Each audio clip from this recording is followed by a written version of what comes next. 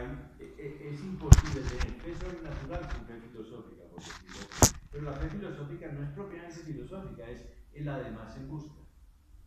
El además en busca, cuando el además se reconoce hijo, no necesariamente se reconoce hijo de Dios en Cristo. O sea, no tiene todavía la fe revelada. Pero reconocerse hijo de Dios no es digamos, algo que se puedan arrogar solamente los de la fe cristiana. ¿Sí? A veces dicen que solo somos hijos de Dios en el bautismo, pero eso es una ingenuidad, ¿no? En el bautismo somos hijos de Dios, en el Hijo de Dios, de la intimidad de Dios. Pero los seres humanos, si pensamos un poquito en lo que somos, nos damos cuenta de que o somos hijos o no somos nada. Por supuesto. O no somos, ¿no? O Entonces, somos hijos o y esa no es somos. nuestra naturaleza corporal. Es decir, Adán y Eva son los únicos seres humanos que no son hijos de otros humanos. Pero el resto son hijos de Dios solamente, por eso son también los primeros padres. Los hijos del hombre, Adán y Eva, no son hombres por ser hijos del hombre, son hombres por ser hijos de Dios. En cambio, Cristo es hijo del hombre, además de hijo de Dios. Hijo de Adán, hijo de Eva, hijo de María. No de José, pero de María y de María. Al ser hijo de María es hijo de Adán y Eva. Y entonces, claro, eso no es su filiación al Padre, su filiación humana, pero es hijo de María no solo por su naturaleza, sino también en cuanto que a él, desde su ser personal divino y desde la teología católica lo llama asunción, pero eso se puede estudiar de muchas maneras, pues ahora no me voy a meter ahí porque eso es muy complicado. No solo lo llama asunción la teología católica, sino que con una formulación de San Agustín dice ipsa assumptione creatur, la humanidad de Cristo. Pero Polo desde ese libro, y me lo encontré hace poquito, desde ese libro del 52 dice, no hace falta el creatur. Basta que Dios como verbo se humille para que sea humano. Y entonces no es persona humana, pero por así decir, el humillamiento, la humillación, la génesis del verbo como persona divina es más persona que cualquier persona humana, también a nivel humano. Entonces, lo que Polo dice ahí es muy sorprendente, pero es evidente. ¿Cómo va a crear Dios una naturaleza humana sin crear un acto de ser? Una esencia humana sin crear un acto de ser. Pero no se debe dejar pasar este momento sin agradecer que Jesús diga con tanto orgullo que Él es el Hijo del Hombre. Por supuesto, sin alabar eso es verdaderamente adorable. No sería adorable si fuera creado, o no sería tan netamente adorable. Que Jesús sea el Hijo del Hombre es adorable porque en Él es un abajamiento de ser Hijo de Dios como persona, ¿no? Bueno, pero eso es un tema teológico que desborda por mucho lo que estamos estudiando aquí. De todas maneras, sirve para entender que en el nivel trascendental, que es el punto de la pregunta, en el nivel trascendental, digamos así, nuestro interlocutor, aunque silencioso, es Dios Padre. Y no sabíamos, sino hasta que Dios Padre nos dio a su Hijo, que podíamos ser hijos de la manera que Él dijo, o en el Hijo. Pero ya sospechábamos que si éramos hijos de Dios, ¿cómo iba a tener solamente Dios hijos tan tarados, por decirlo así, ¿no? Si puestos a tener hijos, tenga uno de verdad divino, ¿no? Bueno, por decirlo de alguna manera, ¿no? Y una hija tan maravillosa. Sí, tal cual, ¿no? Y entonces, digamos que todo eso, cuando una persona se acerca al misterio de la fe sin rehuir la filosofía o sin hacerle ascos a la filosofía, o se mete en la filosofía sin hacerle ascos a la fe o a la teología, todo esto empieza a tener una coherencia, una compatibilidad, que es una de las señales más bonitas de la verdad, ¿no? La compatibilidad, por lo decía, la verdad es compatibilidad, ¿no? Bueno, no sé si te estoy contestando. En parte. Entonces, Faltaría comprender por qué en el nivel trascendental solo nuestro interlocutor es el Padre. solo él porque, por decirlo así, el además, en trance y además, no, digamos así, toda su actividad se consume en además, se invierte en además. Si, por decirlo así, invierte algo de actividad en no ser o en algo distinto de ser además, esa es su esencia. Y eso lo hace porque es distinto de Dios. Porque el ser humano no se puede quedar en además, porque en además se queda sin tema interior. Entonces tiene que buscar, tiene que encontrar temas, y tiene que constituir temas, tiene que suscitar temas, y por eso se vierte en iluminación esencial, en disponer, en aportar y en instauración del don, ya en el descenso de los trascendentales personales. Pero solo al nivel de ese descenso puede, digamos así, tener por interlocutor o entablar el diálogo con otras personas humanas. Y porque en el nivel trascendental no le es posible dar. Porque para dar tendría que dar el además entero. Y dar el además entero es imposible por el propio carácter de además. Puesto que el además es además, precisamente nunca se consuma como además. Entonces, ¿cómo voy a dar un pedazo de además? Por decirlo así. No puedo trocear el carácter de además. El carácter de además o se da por entero, y es imposible darlo porque es además, es decir, el carácter de además muestra la soledad del hombre con la que la creación, el relato de la creación, esa separación tan sugerente de la creación del varón y de la mujer, es para mostrar que, por decirlo así, la soledad del hombre no es imperfecta. Es carencia de réplica, pero no es imperfección. Es la invitación a la búsqueda. Pero, digamos así, es que no hay más remedio que ser de alguna manera uno para ser dos, por decirlo bruscamente. ¿Sí? Dios no puede ser trino sin ser uno. Y el hombre no puede ser dos sin ser cada uno, cada quien. El cada quien no puede ser definitivo en soledad, pero tiene que tener suficiencia el solo. Y esa suficiencia es como además. Y al ser suficiencia como además, es reclamo de más a otros ademases. Y reclamo de más que además. Ese clamor de la persona en soledad es: no conviene que el hombre esté solo. Es una glosa muy bonita a lo de la creación, ¿no? Yo sé que tú entendías lo que estás preguntando, pero querías que lo dijera más explícitamente, y si no lo voy a preguntar, no lo hubiera hecho más explícitamente. Bueno, pero ahí sí yo quisiera como una posible detención, aunque sea el fruto de mi incomprensión todavía, ¿no? Porque llegamos ahí, o sea, llegamos a Dios que crea al hombre y crea a Adán, y hablamos de una cierta necesidad de que también cree a Eva. Claro. ¿Se me podría explicar eso? ¿Por qué esa necesidad? Es decir, porque,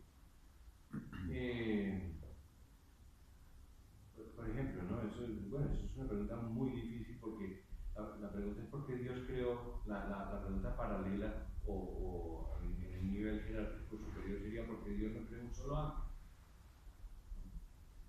¿Por qué creó una jerarquía de ángeles? Una respuesta rápida es porque Él es trino, y entonces pues a imagen de Él los seres creados son mucho más imagen de Él si tienen una vida de familia, que es lo que explica Juan Pablo II, etc. Dios como familia, y por tanto la persona creada como familia. Pero no es solo la distinción de varón y mujer la que cuenta, la que estamos ahora, porque pienso además que en el nivel trascendental la distinción de varón y mujer tampoco se cumple, porque tan además es el varón como la mujer, como carácter de además. No creo que haya en el carácter de además ningún carácter que permita distinguir el carácter de además femenino del carácter de además masculino. No creo que haya. En cambio, creo que esa distinción en todo caso puede tener cabida precisamente porque el además carece de dar en el nivel trascendental, no carece de aceptar, porque puede, por decirlo así, por más además que sea, o sea, siendo además, eso no le impide aceptar. Aceptar ser además, o sea, aceptar ser hijo. O sea, aceptar ser además significa aceptar no ser origen, o sea, no ser pleno de una vez. No ser plenitud es algo que se experimenta, no hace falta gran experiencia, es la experiencia del ser básica, no soy la plenitud, la integración. Pues carecer de plenitud no me quita nada, me convoca a hacerlo. Carecer de plenitud, lo que tanto subrayó Hernán de una manera tan útil, ¿no? tan provechosa, ¿no? Carecer ya de originalidad o de plenitud o de simplicidad o de identidad, todo eso es equivalente. En vez de detenerme, me incita a ser. Es el ser mío como incitación a ser, ¿no? Como podríamos llamarlo como un anhelo, pero es la demás. Bueno, pero entonces eso no le impide aceptar. No le impide aceptar, pero sí le impide dar. El no poder dar es no poder dar ser. Dar ser es crear. No poder dar ser es la principal, digamos, carencia de plenitud que tiene la criatura, ¿no? Cualquiera. El no poder dar ser. El no poder dar ser es no ser Dios. ¿Sí? Porque entonces el hombre ¿qué hace? Poder darse el ser, que eso es la pretensión de identidad, autogestándose en busca de la identidad, ¿no? Pretensión de identidad, darse el ser, ¿no? O dárselo a otros seres, por ejemplo en el laboratorio, pero no se dan cuenta que ahí lo único que dan es un genoma, ¿no? Y eso fue. Entonces, la distinción de varón y mujer creo que puede surgir si se tiene en cuenta que para el amar trascendental es indispensable el dar. Sin dar no se constituye el amar trascendental, por así decir. El hombre es suficiente trascendentalmente como libertad, súper suficiente, porque es libertad para amar libertad, como vimos al principio. Como intimidad, requete suficiente porque es ampliarse como intimidad. Como inteligir, no es tan suficiente porque al otorgarse en alcanzándolo la sabiduría, al ser personal como intelecto, como intelección, entonces lo torna en método para un tema ulterior. Y entonces la intelección está, por así decir, insuficiente aún en el nivel trascendental. Entonces busca conocer como es conocida. Pues se da cuenta que ha de ser conocida porque ella no se conoce y sin embargo es. Entonces, alguien me conoce. Si alguien no me conociera, yo no sé qué conocer como soy, ¿no? No, o sea, acabo de vislumbrar una respuesta, pues lo manifiesto a mi nivel, a lo que sucedió con la respuesta, y es que lo veo como una pedagogía de Dios. O sea, la presencia de hombre y mujer es una pedagogía de Dios para que entendamos esto que se está explicando. La necesidad de darme, así sea tan concreta como en el caso de ellos dos, Adán y Eva, para que luego entendiéramos más a fondo la unidad, la necesidad de ser oferentes, de ser personas, de ser quienes esencialmente están convocadas a dar. Es lo que lo Sí, veo. eso es lo allá voy. Voy a ir más despacio, pero es tal cual. Esa es la respuesta que se me ocurre que se puede dar, ¿no? Entonces, puestos a dar, el además de Adán o de Eva, da igual si hubiera primero creado a la mujer. Da igual. Da igual, en el sentido de que, pues, el segundo creado hubiera sido de alguna manera mejor. De hecho fue así. Y yo creo que porque Dios, eso es una broma que yo le hago a la gente en la vida pastoral, ¿no? A los muchachos, ¿saben por qué Dios creó a Eva de segunda? Porque Dios no hace nada imperfecto, desde luego, pero tampoco se repite. Entonces, si no se repite, pues lo siguiente lo hace. No, desde luego no imperfecto, como tampoco es imperfecto lo primero, pero más perfecto si puede, porque es Dios.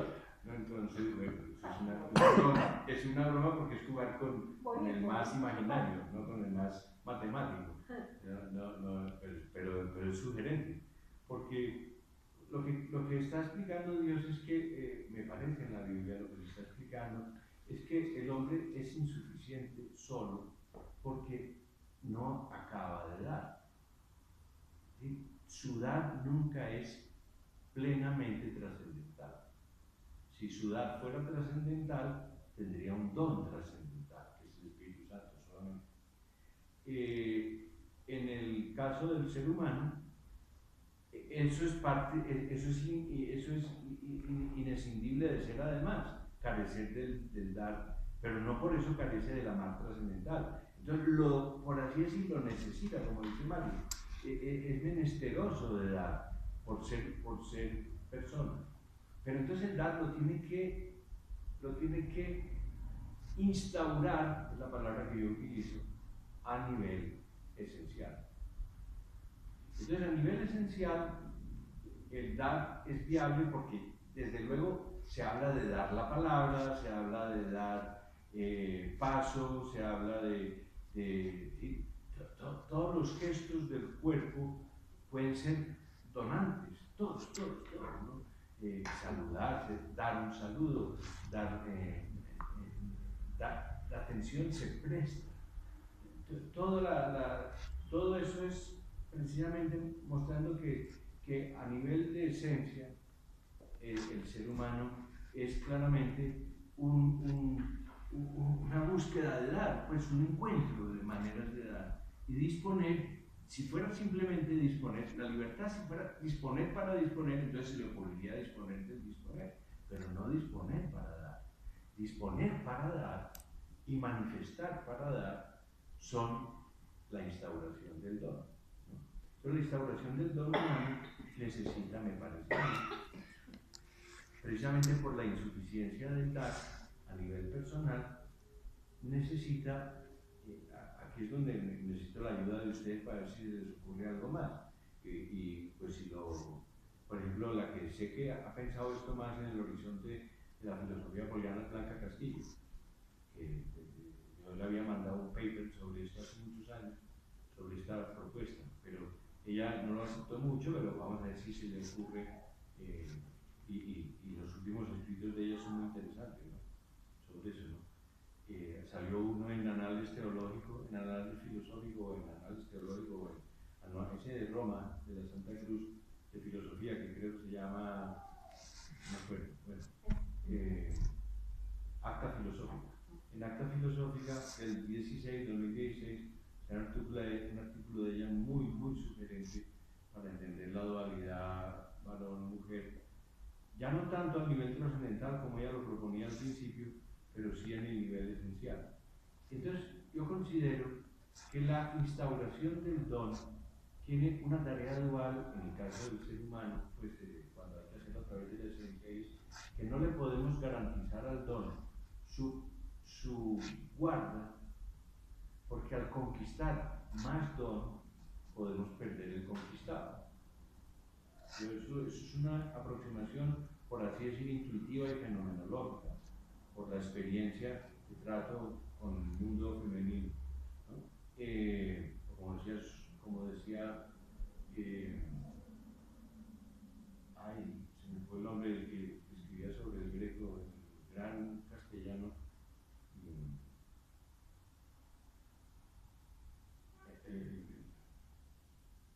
Bueno, ahora me viene el nombre, por haber entrado a la tercera edad. ¿El médico? ¿Quién? ¿El médico? El médico, ¿cómo es? El médico. No era por haber entrado a la tercera edad, porque tú no era la primera. Tampoco se acuerda, pero es porque eso lo conté yo. Fue el primer libro que leí cuando llegué de Cartagena, que estaba tan cansado, y entonces me puse a leer a este, ¿no? Que canta su castellano, que es delicioso leer. Por fue el que me enseñó a leerlo, me dijo, lee este que ahí aprendes castellano, ¿no? Médico, gran literato, el que le estudia los caracteres, el que escribió a Miel, el que escribió el Greco, el diario de Amiel, que era un suizo. Pero lo podemos buscar aquí. Busca el diario de Amiel. Pues para un español es parte de su bachillerato elemental. Y entonces él decía, cuando el eterno femenino, esa cosa, el misterio de lo femenino, es más insidioso para las personas que no han tenido cerca la intimidad de ninguna mujer. Decía, y en todo caso, la experiencia de lo femenino en cualquier ser humano pues depende de su madre y de sus hermanas, y descubren claramente algo que me parece haber descubierto a mí, y es que hay una dotación espiritual, yo creo. ¿Me dice la clave, perdón, de esa? Qué pena la interrupción. No me acuerdo, te la digo que está por aquí copiada.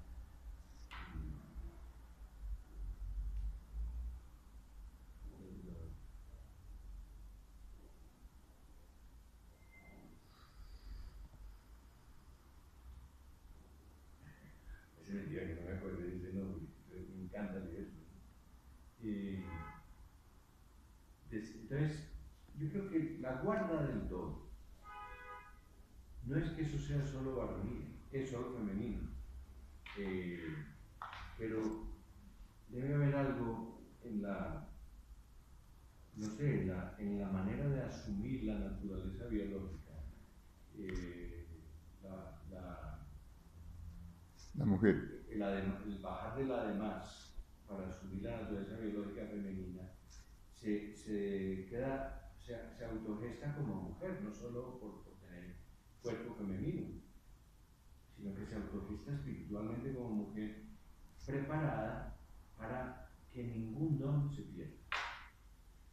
Ningún don instaurado se pierda.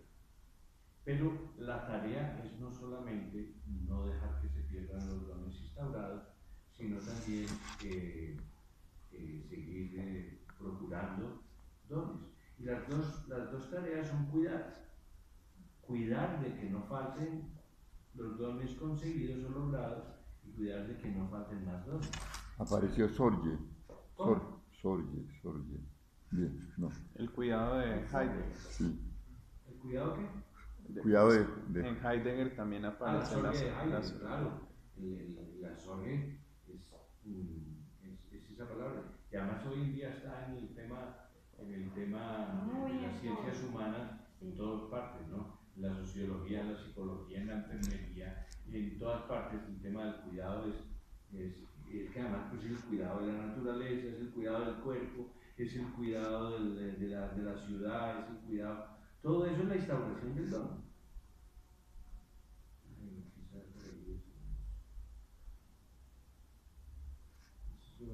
Pues por eso Al final, es Adán y Eva. Sí. Bueno, tranquilo. al final Sí. esto pues yo voy por el libro. Ahí, de hecho tú sabes dónde está. Más fácil que entrar a internet.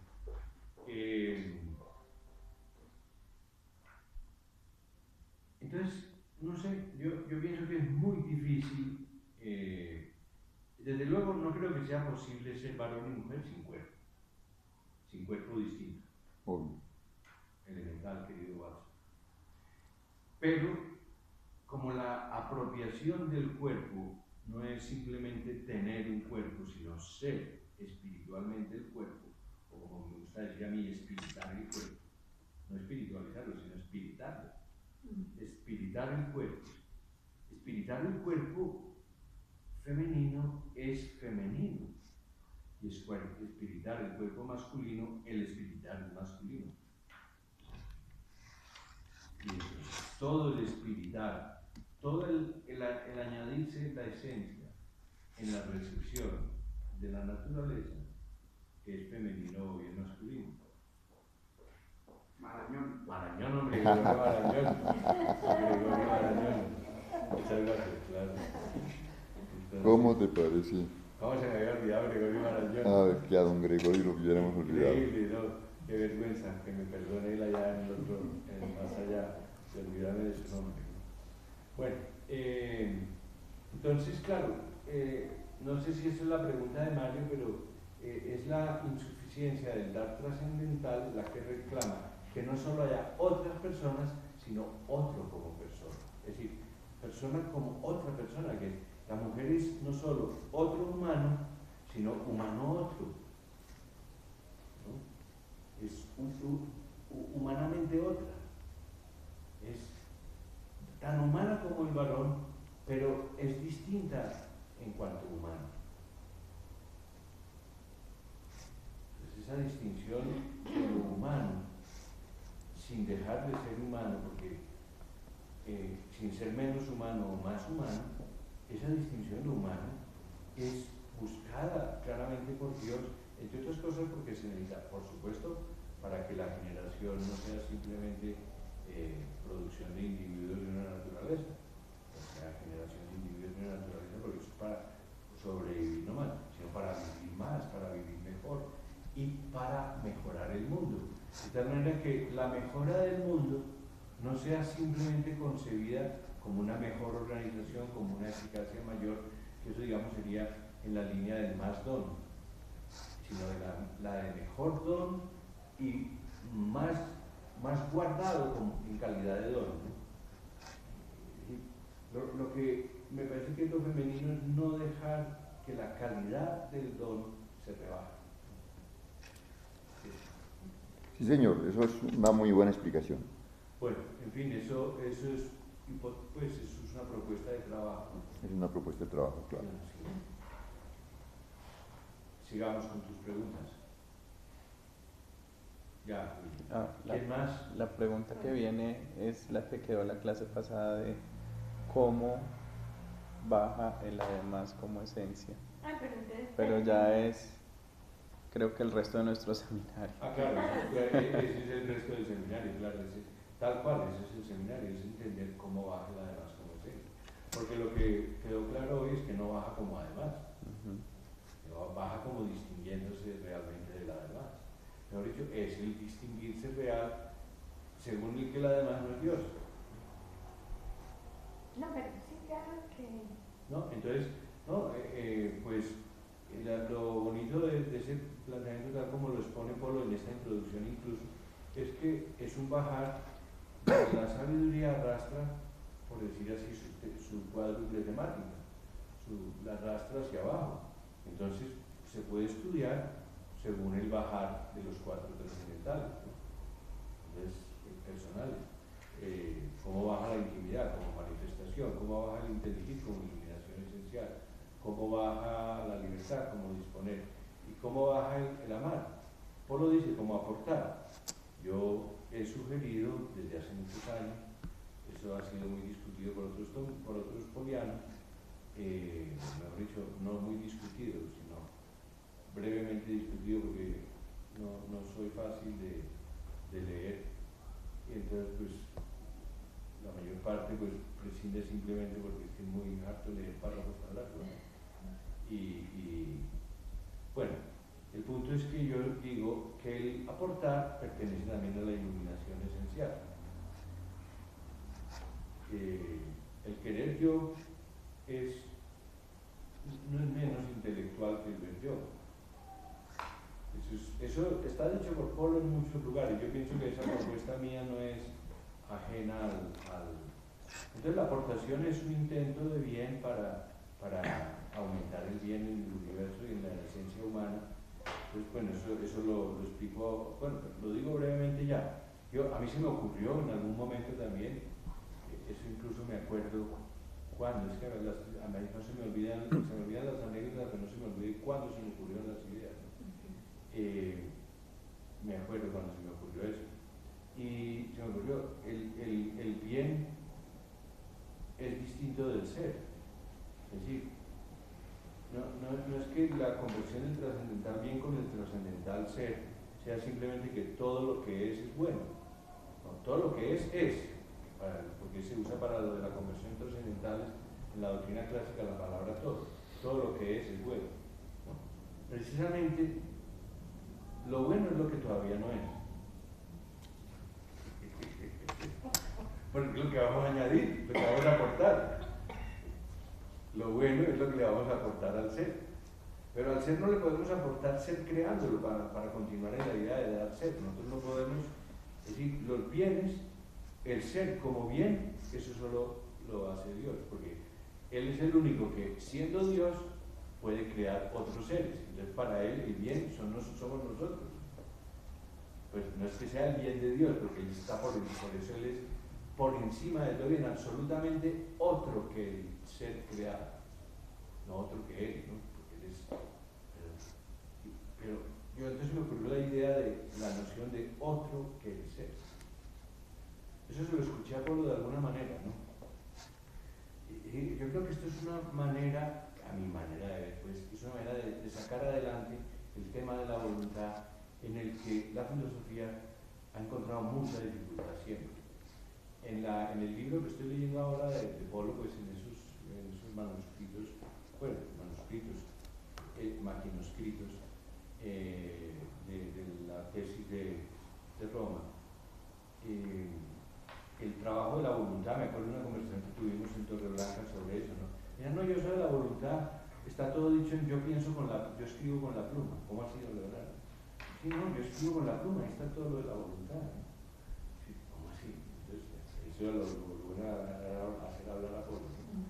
Entonces, bueno, ahí me explicaba cómo, y eso se unía mucho con algo que había leído en Wittgenstein en esa época. Wittgenstein dice que no hay acto interior de voluntad, que mover la mano es la voluntad, ¿no? Mover la mano, decía Wittgenstein. Polo decía, no es exactamente eso lo que yo quiero decir, pero es algo parecido. Entonces, cuando yo hago un acto voluntario, lo que estoy es ideando algo que todavía no es, y falta, ¿no? Considero que falta y que es bueno precisamente porque aporta al ser, en su esencia, pues puede ser un vaso de agua, porque muevo la mano para tomar el vaso de agua, porque veo que en este momento mi ser, en este caso mi naturaleza, está seca. Entonces la y moví la mano y ahí está obviamente un acto voluntario que cualquier fenomenólogo se encantaría con esta fenomenología del asunto y lo haría 1000 veces mejor, pero lo que hay es una ideación de algo otro que mi esencia o que mi naturaleza, que en este momento, en estas circunstancias, es oportuno, añade, aporta. Entonces, poner en la actividad eso otro que el ser ideal es el querer. Pero entonces lo intrínseco al querer es un ideal.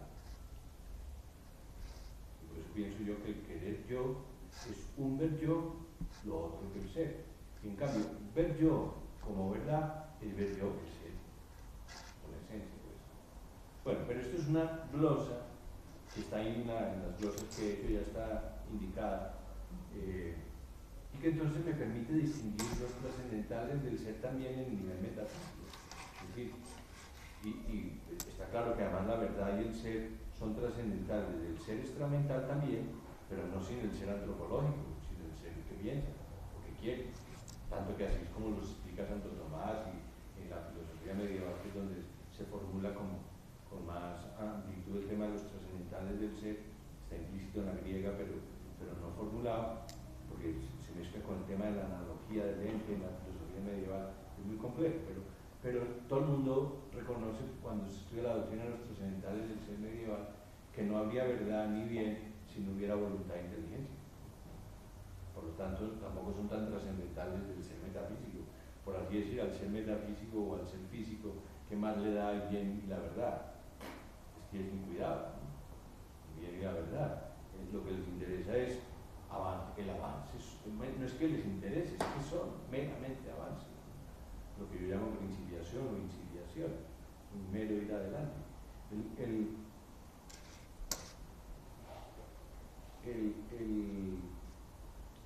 ver el ser o el inteligir el ser, ¿verdad? Inteligir lo que cabe aportar al ser o lo otro que el ser,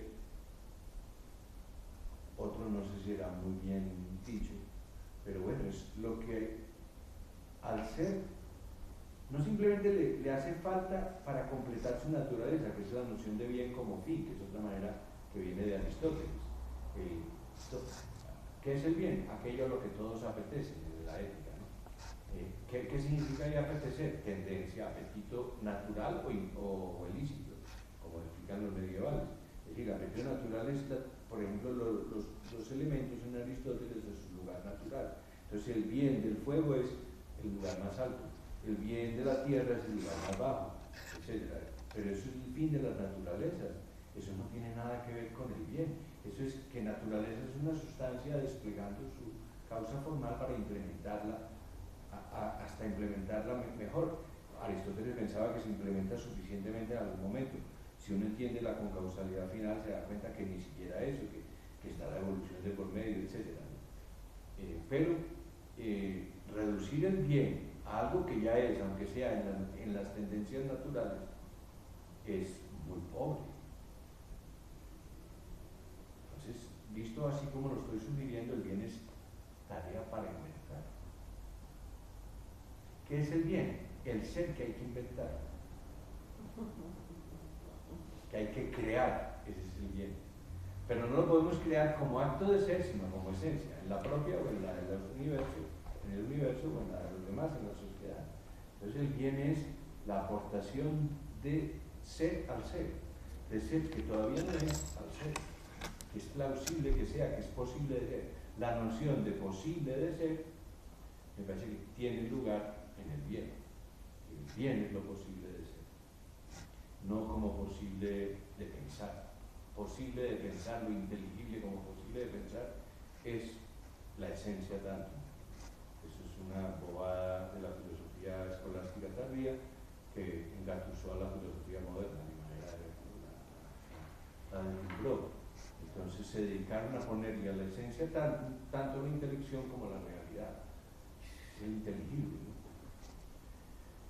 Pues las cosas son inteligibles a partir de que son, el resto no son, y son inteligibles si son entendidas, si no, no son inteligibles, ¿no?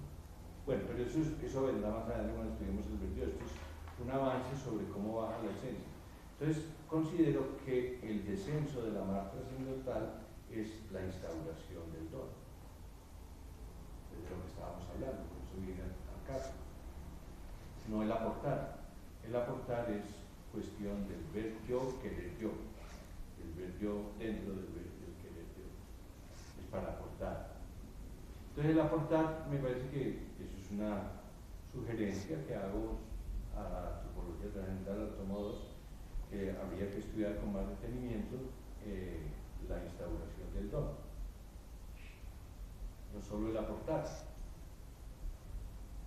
Hay muchas cosas que Polo las dejó escritas así en la introducción, me parece, porque no las iba a desarrollar. Se da cuenta que no las iba a desarrollar. Cuando después recogió todo lo del ver yo y lo del querer yo, utilizó materiales previos. En cambio, cuando estudió las sindéresis, los símbolos, las noticias, claro, ahí es donde es creativo en la antropología 2, pero lo otro ya estaba dicho. Entonces nos toca a nosotros entenderlo, me parece, y por eso el tomo 2 es un reto a entender la filosofía anterior de Polo desde su planteamiento. Entre otras cosas, me di cuenta al leer eso que ahora al descubrir esos libros, esos escritos primeros, que en la antropología trascendental, es decir, en su último libro, hay muchos materiales que han pasado al menos por 3 redacciones por parte de Polo, y donde en cada redacción va mostrando lo que está entendiendo en ese momento, que no es distinto, no es otro tema ni otra cosa de la que entendió en ese momento, sino una profundización. Una profundización, sobre todo porque, como él se dedicó a estudiar mucho la historia de la filosofía, se da cuenta que podía explicar eso desde cualquier filósofo. Eso es otra cosa muy meritoria en él. Podía explicar sus descubrimientos desde los de cualquier filósofo, porque él no estudiaba a los filósofos para explicar lo que ellos dijeron, sino lo que ellos hubieran podido decir. No para hacer una historia de la filosofía, sino una filosofía de la historia. Sí, y más que una filosofía de la historia de la filosofía sería una filosofía siempre abierta. Es decir, lo perenne de la filosofía no es ninguna de las filosofías, son todas. Es decir, la de Leibniz es perenne, la de Kant es perenne, siempre y cuando uno, digamos, se dé cuenta dónde se atascó. Porque él no quería atascarse, ningún filósofo quiere atascarse, ningún filósofo pretende atascarse. Pero si un filósofo se da cuenta dónde se atascó tal filósofo, pues ya lo desatascó y puede seguir desde ese filósofo hasta donde quiera. Empezando clases, siendo alumno de filosofía, hubo un profesor que me decía que recorrer los filósofos es averiguar lo que niega cada uno. Entonces, sí, es una manera, claro que aquí no es negar, sino hasta donde llegué. Exactamente, sí. Pero, y decía Polo, un filósofo solo se equivoca cuando dice que terminó, pero esto no se equivoca.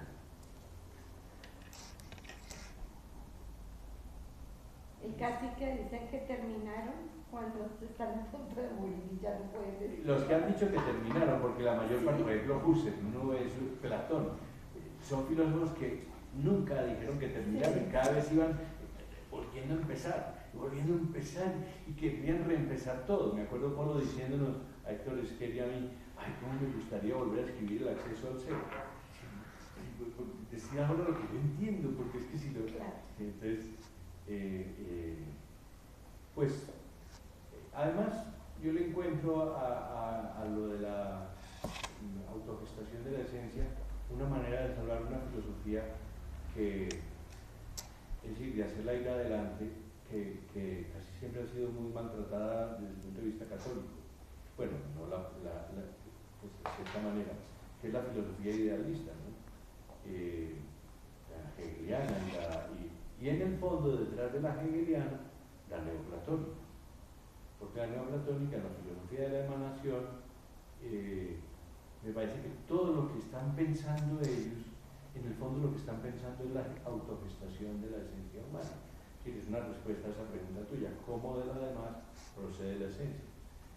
Si es un esfuerzo de la filosofía idealista y neoplatonismo por pensar no como la esencia humana, la parte que no se dan cuenta, creen que es la esencia divina, los neoplatónicos.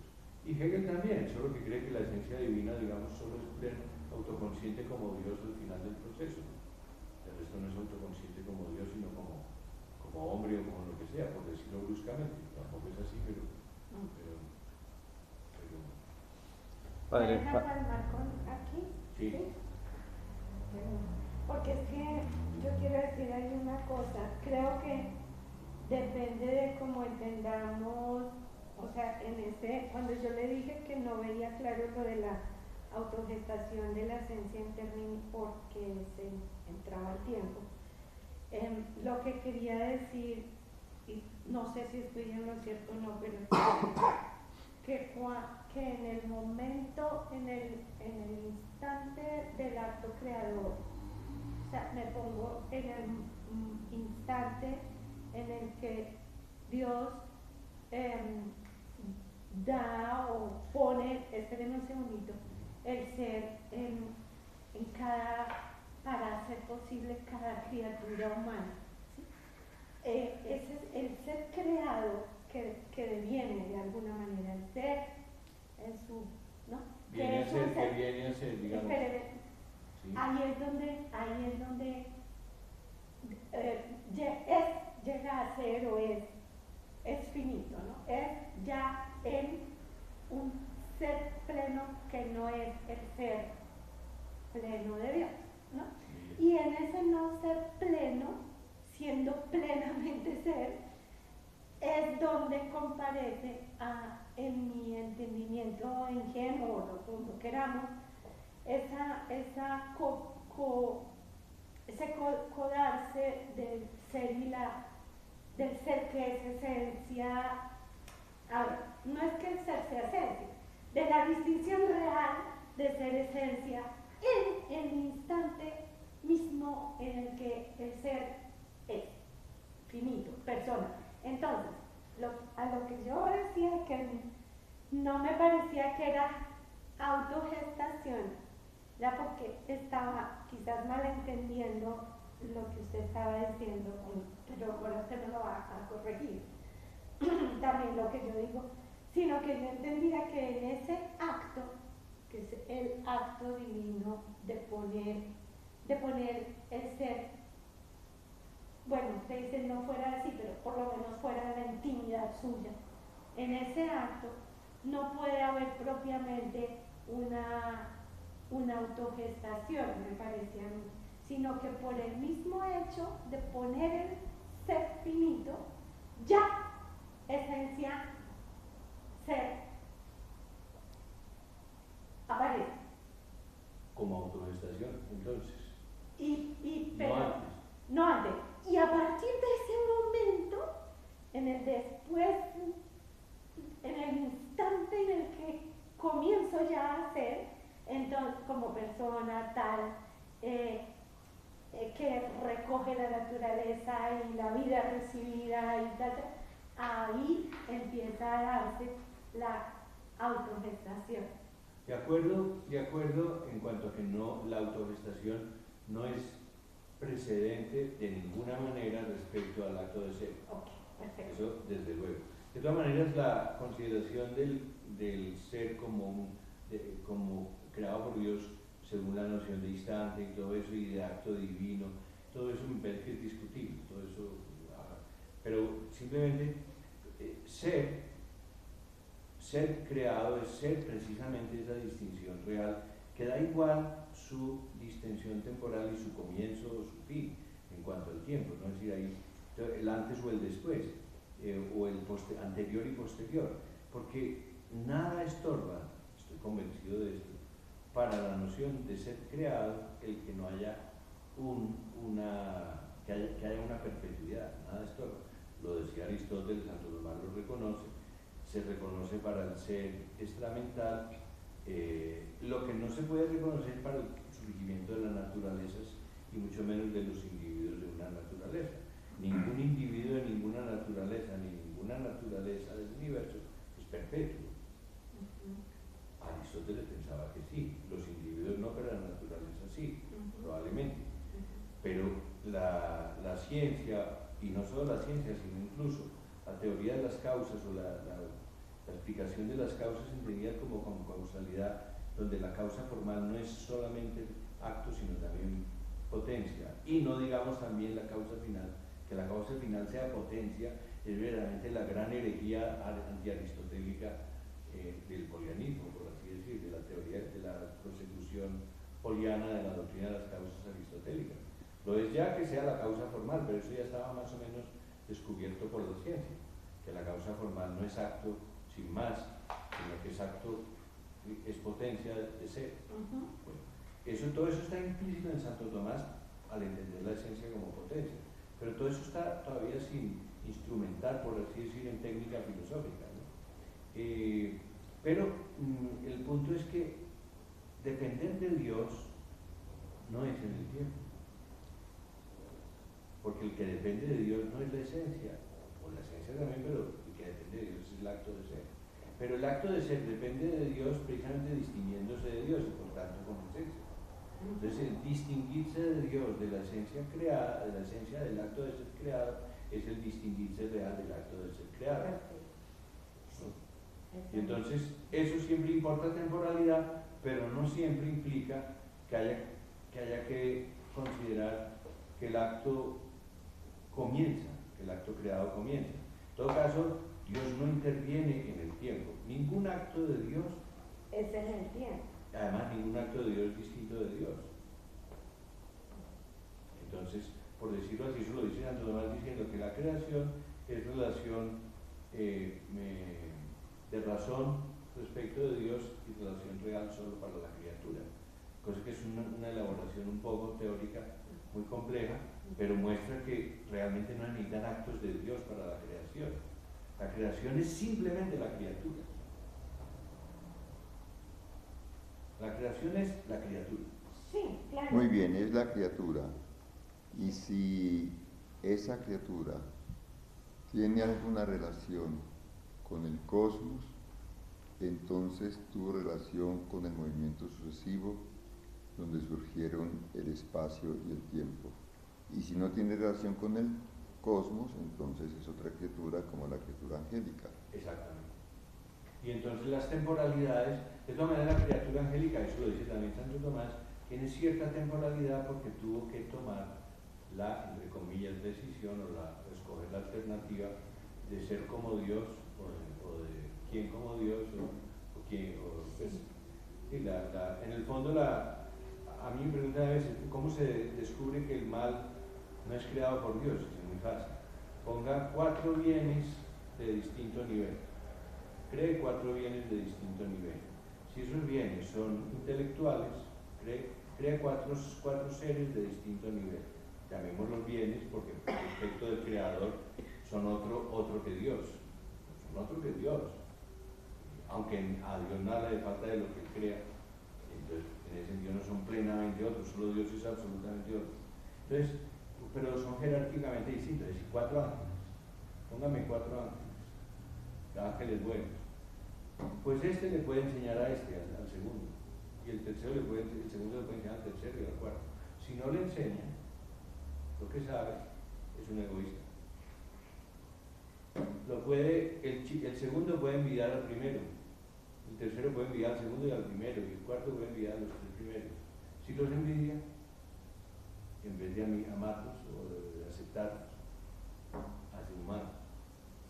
Si el mayor desprecia al segundo, si desprecia, también. Y si le parece que es pleno como Dios y no le acepta a Dios más que lo que le dio, entonces es soberbio. Entonces no se necesita crear males para que el mal surja, basta crear ángeles.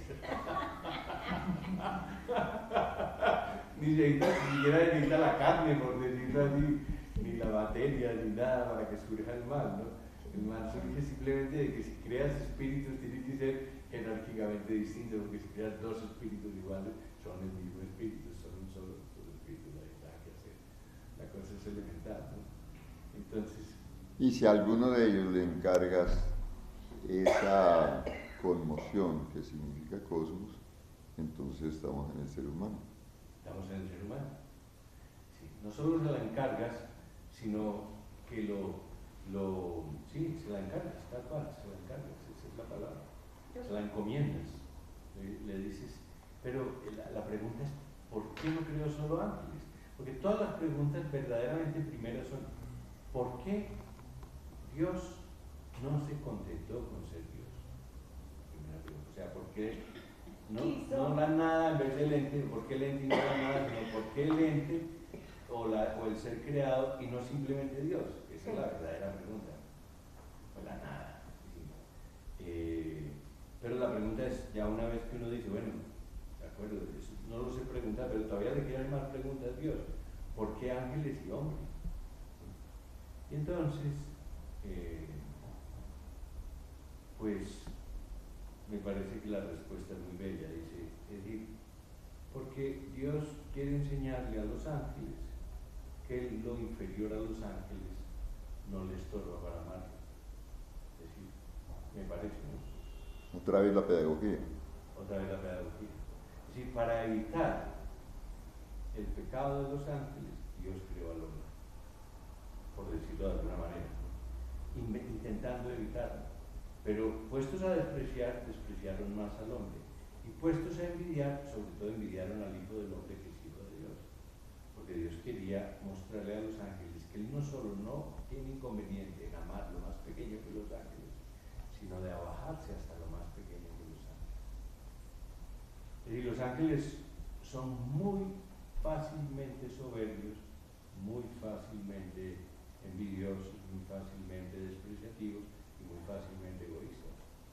Entonces, ese trance de eludir el egoísmo, de eludir la soberbia, es la evitabilidad de los ángeles, no entendida como simplemente principio y no fin. Esa es una manera medieval y neoplatónica de entender la evitabilidad, sino entender la perpetuidad del ser angélico, pero como una perpetuidad en alternativa. Y eso es cierta temporalidad, eso es un misterio, pero para nosotros, pues para ellos no. Como mucho más que la eternidad, pero en la eternidad divina, ni nuestras anterioridades, ni las de ninguna naturaleza, porque es que un árbol, por ejemplo, por así decir, tiene aparentemente más tiempo que un ser humano. Yo cuando veo el eucalipto ese de la séptima, que me encanta verlo en los días como hoy, así soleado, pienso, tú tendrás 60 años, ¿no? 80 años, 100 años, 150, eres mayor que yo. No, señor, yo he vivido mucho más que tú, aunque ha vivido menos años, porque es que la vida no es un tiempo cósmico, la vida es la actividad que he desarrollado. ¿Sí? Es distinta el pasado como actividad desarrollada. El árbol no ha hecho casi nada. Sí, de acuerdo. No ha vivido casi nada, por así decir. Claro. Como vivo, es muy poco tiempo vivo, Sí, porque su vivir es muy poco intenso. Como vivo parece un vegetal. Como me parece un vegetal, tal cual. Entonces, claro, un gatico que se muere a los 14 años vive 1000 veces más que un árbol de 1000 años, ¿no? Vive mucho más, ¿sí? Y otra pregunta que tengo. Esta quedó contestada. Entonces hay que desaparecer la noción de instante en la creación. Eso es absolutamente importante desaparecer. Pensar la creación sin tiempo es muy difícil, pero es sin tiempo. El tiempo es una vez creada la criatura. Claro, cuando puedo hablar de instante, entrando Ni en siquiera Dios, cuadnos, ni siquiera cuadnos, porque la noción de instante es inferior